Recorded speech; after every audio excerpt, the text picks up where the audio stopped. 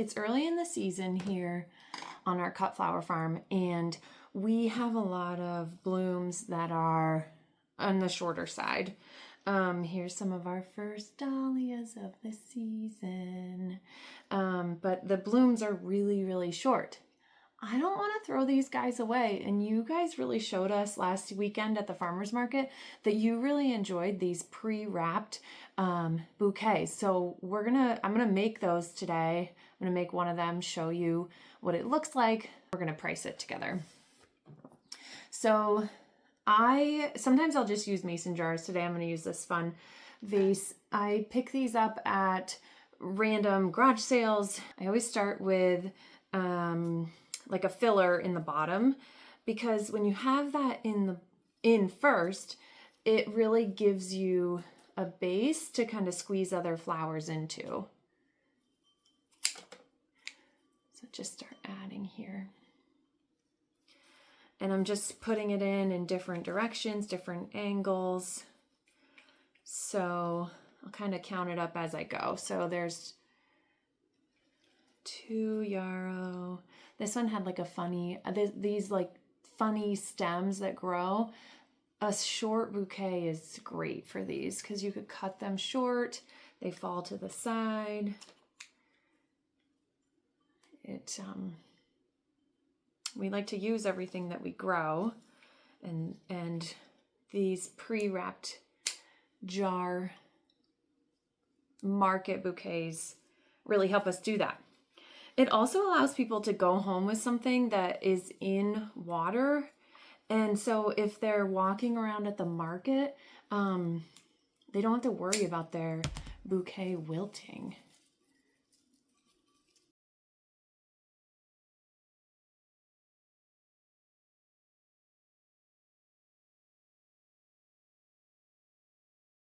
I'm going to start with filler in the middle so that I have essentially vessels to put bigger flowers into.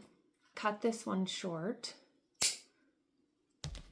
but I'm going to keep all of this, put it in the center here. Again, another vessel or another avenue or another way to hold flowers up. Okay. So next, celosia. Again, this is short because I'm trying to encourage growth like I've talked about in other videos. Similar color, celosia on the other side. Another celosia, similar shape, different color. This color palette's like a pink, purple, splash of yellow.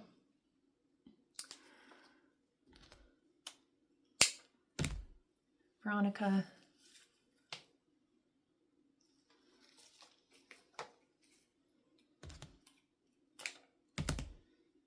Veronica again.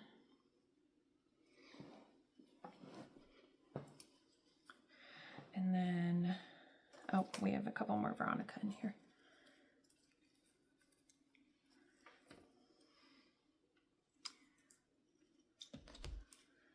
Again, I'm putting it in. If it hits the bottom and it seems a little too long, then I'm just cutting it shorter. But see how the yarrow that's already in there is really holding everything up.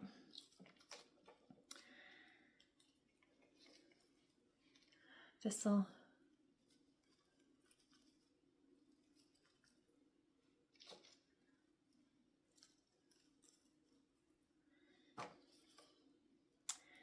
And then, oh, more celosia here.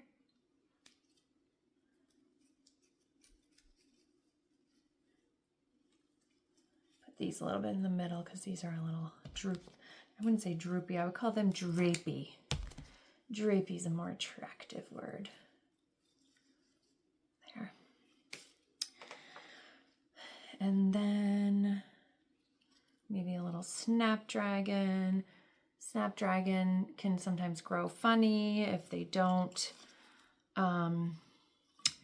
stay in the grid, the string, the grid that we have for them to grow. So I'm going to squeeze this in the middle, and then it will give dimension. There's one. Other side. I like to keep things symmetric. Probably cut this one a little shorter. There we go. And I will say I just have one white snapdragon, but I'm going to throw it in there. A little more yarrow that grew a little funny. Growed. There we go.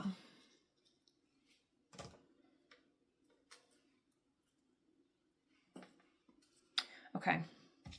And then for, I might throw the main flowers in now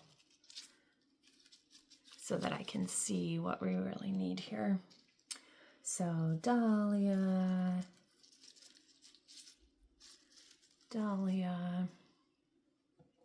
and then marigold,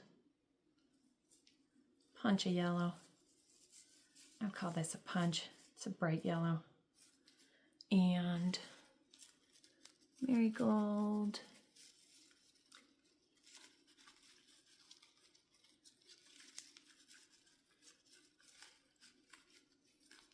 Again, you're kind of like fishing it in there. So let's see. And then I want some fun, whimsical, scabiosa here.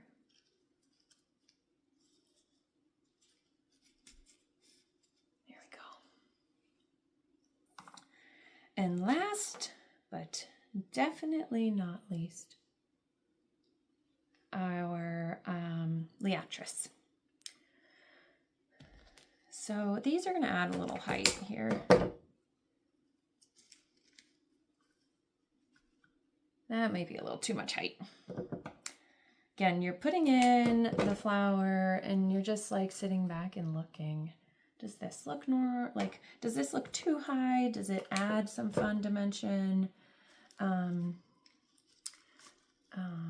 And kind of see what's happening.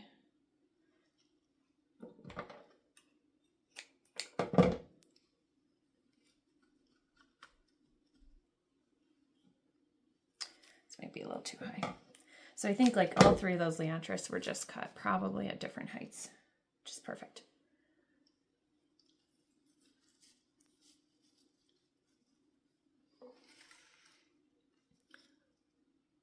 Oh my gosh, you guys, I love this.